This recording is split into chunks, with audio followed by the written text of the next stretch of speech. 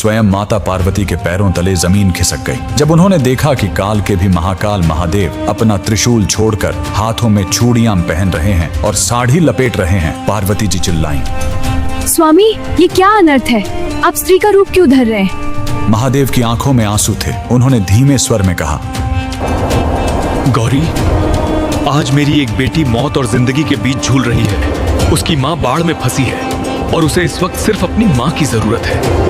जी हाँ, महादेव एक औरत बनकर एक गर्भवती महिला की डिलीवरी कराने पहुंचे थे। आखिर वो भक्त कौन थी जिसने महादेव को दाई बनने पर मजबूर कर दिया? यह कहानी है दक्षिण भारत की रत्नावती नाम की एक परम शिव भक्त की। वह गर्भवती थी, समय निकट था। उसने अपनी माँ को बुलवाया था, लेकिन तभी कावेरी नदी में भयानक बाढ़ आ गई। उसकी माँ नदी के उस पार फंस गई। रत्नावती को प्रसव पीड़ा शुरू हो गई। आधी रात, बिजली की कड़क, चारों तरफ सन्नाटा, घर में कोई नहीं। वो दर्द से तड़प रही थी और बस एक ही नाम पुकार रही थी, हे महादेव, हे मेरी माँ, मेरी रक्षा करो। कैलाश पर महादेव का आसन डोल गया। माँ पहुँच नहीं सकती थी, इसलिए महादेव ने स्वयं उसकी माँ का रूप धरा। अचानक रत्नावती के घर का दरवाजा धीरे से खुला। सामने उसकी माँ खड़ी थी। उस माँ ने रत्नावती का सिर अपनी गोद में रखा, उसे सहारा दिया, एक कुशल दाई की तरह उसके बच्चे का जन्म करवाया। पूरी रात महादेव एक औरत बनकर अपनी बेटी की सेवा करते रहे। उसे खाना खिलाया, लोरी गाकर सुलाया। सो जा मेरे लाल तू